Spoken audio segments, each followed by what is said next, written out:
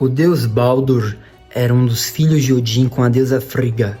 Logo, ele era a mescla perfeita entre esses dois aspectos divinos, a busca pela sabedoria herdada de Odin, que era um buscador nato, e a lealdade nos pactos da vida, herdada de sua mãe Frigga, que era aquela que conhecia o destino, mas não revelava o seu saber. Mas como é que o deus Baldur foi morto? E como aprender esse mito pode ser útil em nossa vida? Fica comigo até o final que eu vou te ensinar a viver esse mito.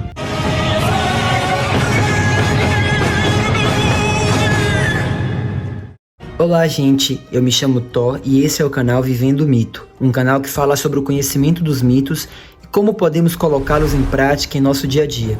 Agora curte esse vídeo e já se inscreve no canal para ajudar o canal a crescer. Baldur era considerado o deus mais belo e perfeito, não apenas por conta de sua aparência, mas ele era amado por tudo e todos, justamente porque ele tinha um caráter de perfeição que para o seu povo se tratava desse equilíbrio entre essa relação constante da busca pelo saber para construir seu destino, que era Odin, e a confiança na vida proveniente do destino conhecido e descoberto, que era Frigga, honrando os acordos.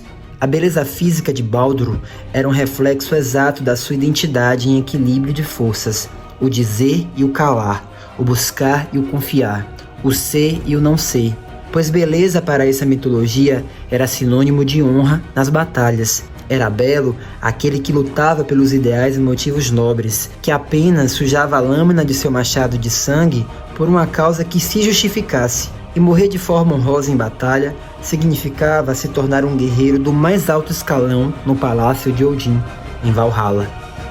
A honra é a beleza para os nórdicos, e a beleza tem caráter de virtude para esse povo. Mas Baldur estava tendo muitos pesadelos e visões da sua própria morte. Isso estava lhe atormentando a capacidade de ver o destino, que herdou de sua mãe. Frigga, a deusa dos acordos e confiança na vida, percebe o sofrimento do seu filho e decide ajudá-lo a se sentir mais seguro e menos aflito com essas visões. Frigga, a mãe protetora, parte numa viagem entre os 9 mundos da existência, viajando por todos os reinos e povos, e de porta em porta, ser em ser e coisa em coisa, Frigga foi pedindo humildemente que tudo e todos prometessem jamais machucar o seu filho Baldur. Frigga pedia aos animais e os animais juraram jamais fazer algum mal a Baldur. Frigga pedia aos elfos e anões e eles também prometeram. Frigga pediu para as pessoas e deuses de todos os cantos de todos os lugares do mundo, e eles também prometeram. Até para as pedras, minérios, elementos da natureza, todas as armas mortais e divinas, tudo o que havia, cada átomo da existência, Frigga pediu a tudo e todos, e eles aceitaram nunca machucar o deus Baldur. Não era uma promessa difícil de aceitar e cumprir, já que Baldur já era um deus perfeito, amado e adorado por tudo e todos. Não havia nada e nem ninguém que não gostasse dele. Tudo e todos o admiravam e o consideravam um exemplo. Mas ao final da viagem de Frigga, depois de conversar com cada ser e não ser da existência, restava apenas conversar e pedir o juramento ao Visco, que ele também prometesse não machucar o seu filho. Mas como o visco era uma planta tão frágil, delicada e inofensiva, Frigga acaba não fazendo o apelo a ele, pois não considerava a planta uma ameaça para o filho. E retorna para Asgard depois dessa jornada feliz, tranquilizando Baldur e os outros deuses de que nenhum mal cairia sobre o deus mais belo e virtuoso. Mas como na vida nem tudo são flores, o deus Loki, o deus do movimento, descobre a exceção do acordo universal que Frigga fez com seres e não seres. Loki é o deus atento aos sinais e semeador dos acontecimentos, e ele vai até o visco, colhe um pedaço da planta e confecciona uma flecha simples, frágil e que nem fio perfurante possuía tanto. De fato, uma flecha inofensiva se comparada com as flechas usadas em guerras, feitas de metais pesados e envenenadas nas pontas. Quando Loki retorna para Asgard, a dimensão onde moravam os deuses, ele decide propor um jogo muito peculiar, assim como tudo que vinha de Loki. O jogo era o tiro ao Baldur. Os deuses a princípio se espantaram com a proposta de Loki, mas o próprio Baldur se animou com a brincadeira, porque nada podia machucá-lo, pois todas as coisas e seres do mundo juraram pelo acordo de Frigga jamais feri-lo. Os deuses acabam aceitando a brincadeira, não só pela diversão, mas até mesmo para testar a proteção de Baldur. Então Loki posicionou o deus Baldur numa certa distância, como se fosse um alvo, e os deuses e deusas faziam fila para lançar objetos em vão no querido deus. Foi arremessado de tudo, desde as poderosas armas dos deuses, como o martelo Mjolnir de Thor, até a lança mágica Gungnir de Odin, que não errava o alvo nunca, mas dessa vez errou. Quando os objetos chegavam perto de acertar a pele do deus Baldur, os objetos se curvavam diante do deus, como se fossem dotados de consciência e se recusavam a seguir o curso do trajeto para feri-lo. Não importava o que jogassem ou com que força usassem, nada podia macular ou corromper o que Baldur em si representava. A beleza, a virtude, os ideais nobres e justos. No fundo, era disso que o acordo de Frigga se tratava, um acordo para tornar o belo incorruptível. No entanto, no teste de invulnerabilidade de Baldur, chegou a hora do deus Udur, um dos irmãos de Baldur, lançar um objeto em vão nele. Mas Udur era cego da visão, e Loki, sabendo disso, se aproveita dessa condição e entrega a flecha de visco feita por ele para Udur usar no arremesso.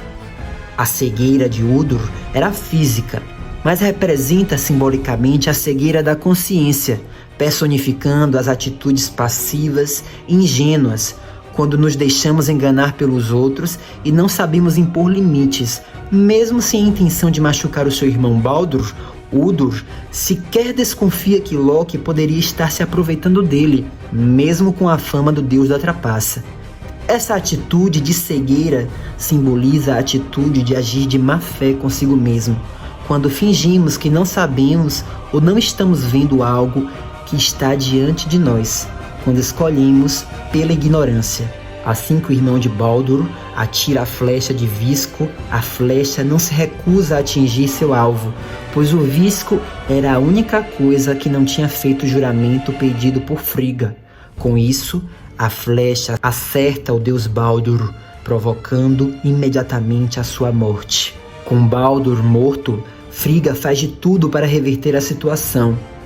Ela pede ajuda a seu outro filho, irmão de Baldur, o deus Hermod, para que ele fizesse uma jornada até o submundo, o reino dos mortos, em Helheim, e clamasse para a deusa Hel pela libertação de Baldur daquele plano.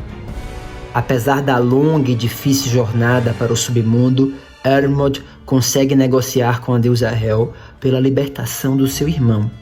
Baldur seria liberto e trazido de volta à vida, mas o preço cobrado por Hel, a rainha do reino dos mortos, para conceder esse pedido, eram as lágrimas de todas as criaturas do universo chorando em uníssono e lamentando pela morte do querido deus assassinado. Hermod aceita o acordo, pois todos os seres capazes de chorar e lamentar amavam Baldur e estavam tristes pela morte do deus. No entanto, Loki mais uma vez descobre o que estava acontecendo e, utilizando do seu poder de ser metamorfo, ele se transforma numa velha mulher chamada Tok, uma giganta que foi a única criatura que se recusou a lamentar a morte de Baldur. Dessa forma, a condição do acordo criado por Hel não foi cumprida, e o seu rio de lamentações não ficou completamente cheio. Assim, Baldur permaneceu inanimado no submundo até o futuro, no Ragnarok, o crepúsculo dos deuses, quando Baldur encontrará as condições certas para ressuscitar dos mortos numa nova realidade. Quando chega o solstício de verão e o sol encontra o seu ápice e começa a se recolher, diz no mito que é o momento que Baldur morre para então renascer mais forte no solstício de inverno, como mensageiro de um novo mundo, de um novo ciclo para nós. O mito da morte de Baldur nos ensina algumas coisas importantes, que o belo é sinônimo de nobreza, e ser nobre significa ser bom e virtuoso. Mas tal beleza, por mais forte que seja, também pode ser corrompida.